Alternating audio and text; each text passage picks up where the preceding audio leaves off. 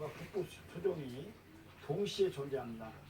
그래서 나무 키우기에 가장 적합한 기후를 가지고 있기 때문에 정읍 지역이 아마 조경수 생산 1위 지역이 됐지 않았나 이렇게 생각이 듭니다. 그렇군요. 남부수종과 북부수종이 공존하는 곳 바로 네. 이 정읍인데요. 네. 우리 정읍에서는 매년 나무축제도 열리고 있죠. 예, 지금 올해 제 3회 나무 축제를 했습니다. 네. 나무 축제를 했는데 물론 정읍시에서 많은 협조를 해줬기 때문에 가능하리라고 생각을 하는데 이 전국의 나무 시장이 이 충북 옥천, 네. 그다음에 저쪽에 대구 경산, 그다음 순천, 저쪽 전이, 네. 진주 사천 이런 등등에서는 나무 시장이 제대로 형성이 돼 있어요.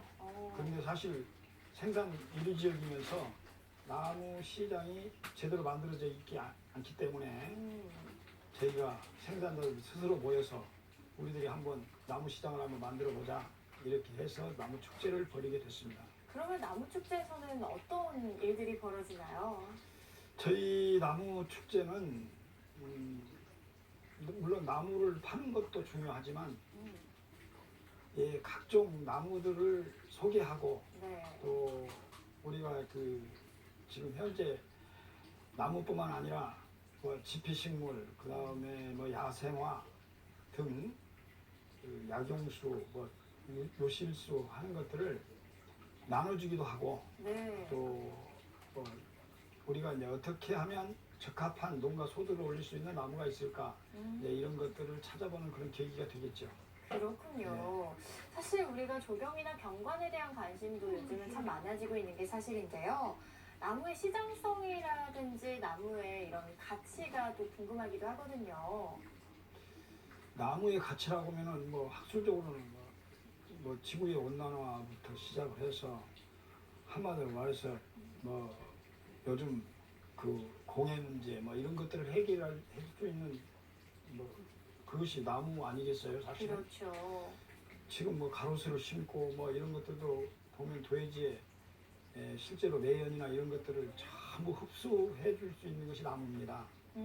그런 나무를 심는다는 것은 아마 산업이 발전하면 발전할수록 더 굉장히 중요하겠죠. 그래서 나무를 키운다는 것은 어떻게 보면 돈보다도 네. 아마 인간이 살아갈 수 있는 환경을 만드는 데는 나무가 없어서는 안 될 겁니다. 그렇겠네요. 네. 인간이 살아가는 데 꼭 필요한 것, 바로 나무라고 할 수가 있는데요. 자, 그럼 김종관 선생님과 나무와의 인연은 언제부터 시작되신 거예요? 저는 아마 나무를 키우기는 상당히 오래됐죠. 한 1980년대부터 시작이 됐죠. 네. 1980년대부터. 예. 이렇게 나무를 가지고 평생 함께 할 거라고는 생각을 하셨었나요, 그때부터? 나무가 좋아서 학교도 그만뒀고, 네. 뭐 그런데 지금도 뭐 대학에서 강의를 하고 있습니다만은 학생들 가르치는 것보다 네. 나무 밑에서 풀 매는 것이 가장 행복합니다. 아, 나무와 함께하는 삶, 참 부러운 삶이지 않나 싶은데요. 네. 그래서 왠지 전국에서 김종관 선생님 찾아오시는 분들도 상당히 많다고요. 어떤 분들이 이렇게 찾아오세요? 제가 전국에 나무 키우는 사람들을 전국적으로 많이 쫓아다녔어요. 네. 여기저기 뭐 아마 전국에 여기서 출발해서 뭐 우리나라 한 바퀴 돈다면 나무 제대로 키우는 분들은 다 찾아다녔습니다, 사실은. 왜냐하면 배우려고. 네. 그래서 그분들이 또 연락해주고 그렇게 됐습니다. 이렇게 전국을 다니면서 나무에 대해서 많이 보고 들으시고 또 배우셨을 텐데 어떤 내용들이 가장 기억에 남으시던가요? 아마 전국에는 고수들이 굉장히 많아요. 나무 키우는 고수들이.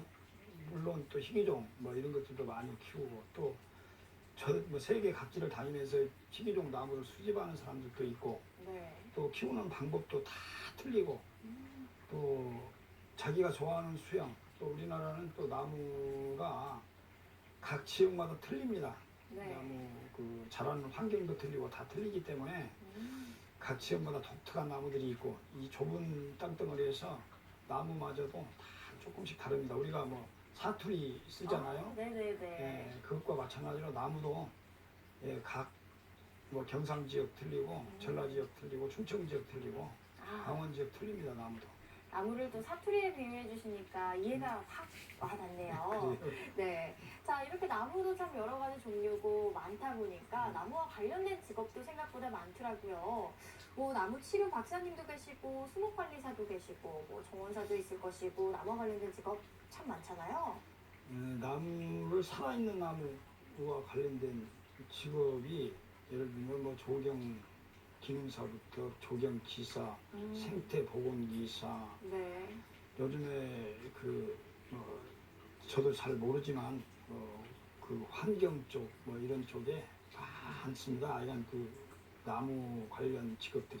아, 그렇군요. 그 중에서 뭐 직업 몇 개만 좀 소개를 해주시죠. 제가 만약에 다시 예를 들어서 나무를 한다면 네.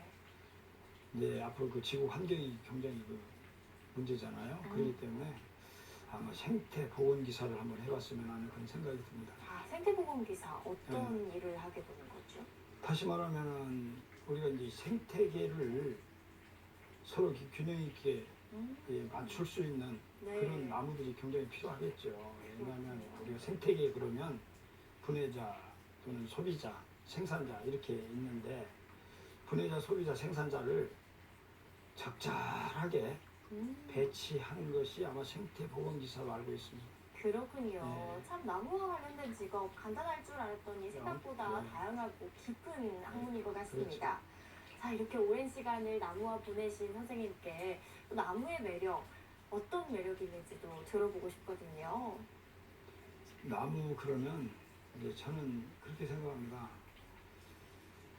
아마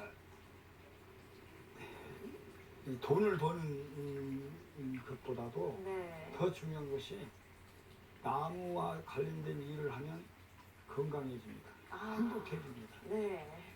살 맛이 납니다. 나무와 함께하면. 네, 살 맛이 납니다. 아, 정말 나무라는 게 또 생명이다 보니까 네. 같이 함께 있으면 그 자체만으로도 네. 행복해지는 것이지 않을까 싶은데요. 사실 우리가 나무를 키우다 보면은 사람보다 오래 사는 나무들도 많고요. 정말 나무의 성장 차근차근 1년, 2년 기다려야 되는 게 사실인데요. 묘목을 큰 나무로 성장시키기 위해서도 많은 시간이 필요하잖아요. 그런 것들이 조금 쉽지는 않으실 것 같아요. 시간을 두고 기다린다는 것이요.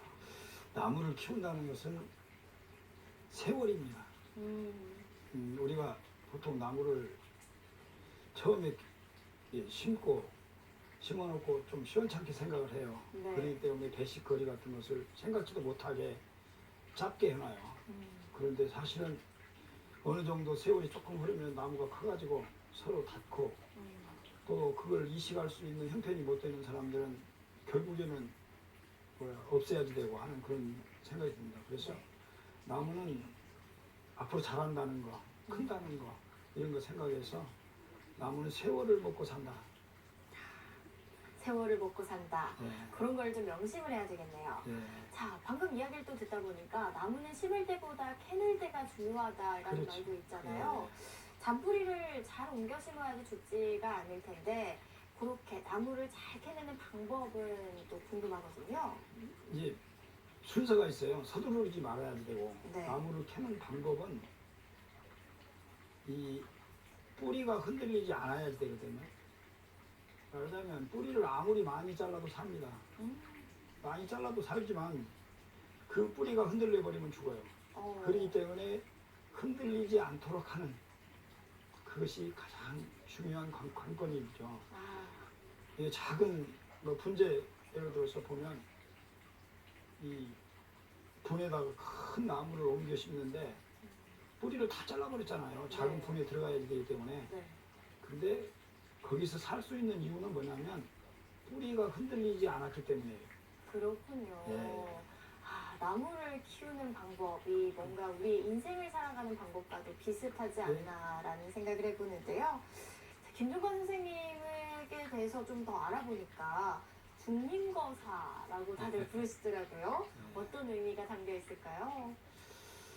제가 처음에 저희 그 임야가 한 10,000평 정도 되는 임야가 있는데 네. 그 중에 대밭이 한 2,000평이 있어요. 야, 네. 그 대밭 속에서 이렇게 놀고 있으면 음, 세월 가는 줄 모르거든요. 네. 그래서 대밭 속에서 사는 사람이다. 음, 그렇게 지었어요, 처음에. 그렇군요. 근데 이제 인터넷 SNS나 이런 카페에 닉네임으로 중림거사를 올려놨더니 지금은 제 이름은 몰라도 네. 이제 전국의 모든 분들이 중림거사님, 중림거사님 그래요. 그래서 그걸 또 바꿀 수가 없더라고요. 네. 예, 그래서 지금까지 중림거사로 그냥 삽니다. 그러시군요. 예. 오히려 이름보다 중림거사님이라고 하니까 예. 뭔가 더 고수의 그런 느낌이 느껴지는 것 같고요.